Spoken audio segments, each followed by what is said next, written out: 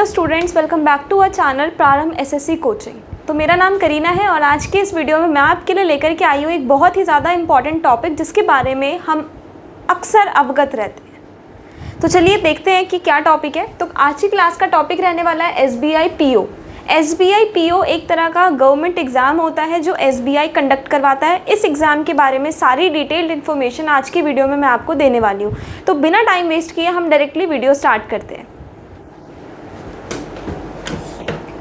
Okay, तो सबसे पहले तो ये है कि ये जो पीओ है इसकी फुल फॉर्म क्या होती है। एसबीआई पीओ में पीओ क्या स्टैंड करता है, पीओ का मतलब क्या होता है। तो यहाँ पर पीओ का मतलब है प्रोबेशनरी ऑफिसर, प्रोबेशनरी ऑफिसर। तो SBI PO exam mainly recruit करता है प्रोबेशनरी ऑफिसर्स को। एंट्री लेवल मैनेजमेंट पोजीशंस इसमें होती है एसबीआई के अंदर। इसके अंदर पोस्ट आ जाती है पीओ की, यानी प्रोबेशनरी ऑफिसर, जिसको हम असिस्टेंट मैनेजर ग्रेड 1 के नाम से भी जानते हैं, जिसको हम असिस्टेंट मैनेजर ग्रेड 1 के नाम से भी जानते हैं।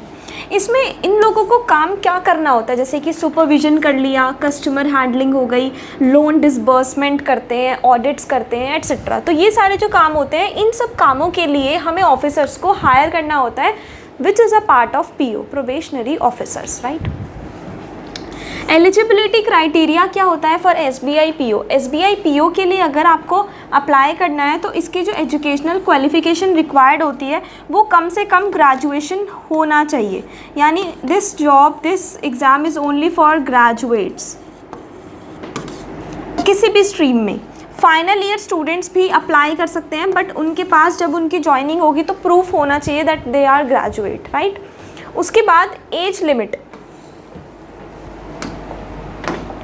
एज लिमिट क्या मांगी है, कम से कम 21 साल उम्र होनी चाहिए और ज़्यादा से ज़्यादा 30 साल उम्र होनी चाहिए। 21 साल से लेकर 30 साल तक की एज इसमें मिनिमल चाहिए होती है, 30 साल से ज़्यादा नहीं होता। बट अगर आप SC ST हैं तो 5 इयर्स का रिलैक्सेशन मिल जाएगा, यानी if you are belongs to SC और ST then your age will be maximum 35 years. If you are a OBC student candidate then the age will be 33 years.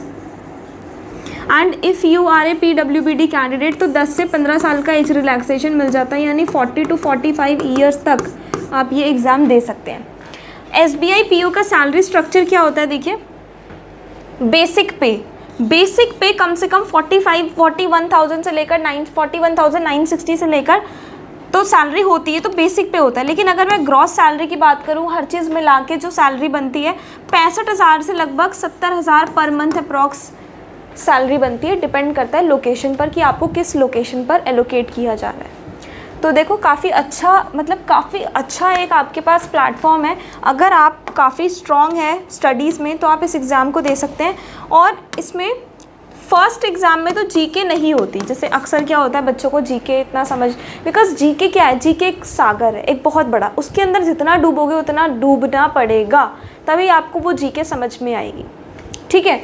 तो English language यहाँ से पूछी जा रही है, 30 क्वेश्चन आ रहे हैं 30 मार्क्स का, यानी 20 मिनट का टाइम आपको मिलता है इंग्लिश लैंग्वेज के लिए। और फिर क्वांटिटेटिव एप्टीट्यूड के लिए आपको 35 क्वेश्चन आते हैं और टाइम मिलता है 20 मिनट का। फिर रीजनिंग एबिलिटी यानी रीजनिंग के 35 क्वेश्चन आते हैं 35 मार्क्स के, और आपको 20 मिनट का इसमें भी टाइम अलॉट किया जाता है। तो टोटल देखा जाए तो यहाँ पर हमसे 100 क्वेश्चन पूछे जा रहे हैं, 100 क्वेश्चन इन 1 आवर। टाइम 1 घंटे का दिया जा रहा है, क्वेश्चंस 100 पूछे जा रहे हैं, समझ रहे हैं आप। तो ये होता है प्री, हम इसको प्री के नाम से जानते हैं, preliminary exam, first exam, stage 1। अगर आप इस एग्ज़ाम को क्लियर कर लेते हैं तो फिर आप डायरेक्टली जंप करते हैं एग्ज़ाम नंबर 2 में, स्टेज नंबर 2 में, विच इज़ मेंस। तो प्री से लेकर मेंस तक का सफ़र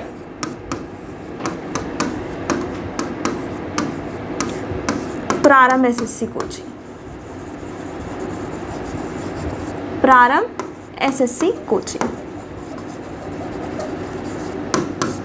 प्री से लेकर मेंस तक का सफ़र प्रारंभ एसएससी कोचिंग। तो प्री एग्ज़ाम जब आपका क्लियर हो जाता है तो फिर आपको मेंस एग्ज़ाम देना पड़ता है, जिसमें आपसे रीजनिंग प्लस कंप्यूटर एप्टीट्यूड के 40 क्वेश्चंस पूछे जाते हैं, फिर डेटा एनालिसिस और इंटरप्रिटेशन के 30 क्वेश्चंस पूछे जाते हैं, फिर जनरल इकोनॉमी बैंकिंग अवेयरनेस के 50 क्वेश्चंस पूछे जाते हैं, फिर इंग्लिश लैंग्वेज के 35 क्वेश्चंस पूछे जाते हैं और टोटल ऑब्जेक्टिव 155 क्वेश्चंस होते हैं।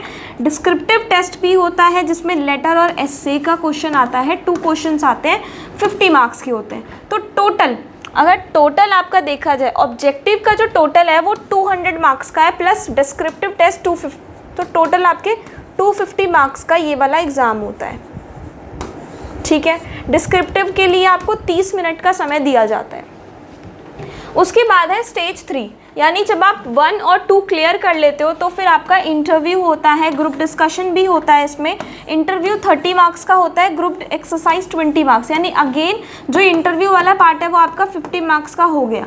तो अगर आप सब कुछ मिला लोगे, ये मिला लोगे, अच्छा इसमें जो प्रिलिमिनरी एग्ज़ाम है इसकी कहीं भी मार्किंग नहीं होती, मेंस के 75% मार्क्स ऐड होते हैं और 25% इंटरव्यू के मार्क्स ऐड होकर आपकी कट ऑफ लिस्ट बनती है, मेरिट लिस्ट बनती है। समझ में आ रहा है? तो इसमें क्या हो रहा है, इसमें 3 स्टेज में एग्जाम हो रहा है, stage 1, stage 2 and stage 3 interview test. तो आई होप आपको SBI PO एग्जाम के बारे में क्लैरिफिकेशन हो गई होगी, and if you have any doubt you can ask me in the comment section freely, I will definitely reply you. So in this video that's it, thank you so much.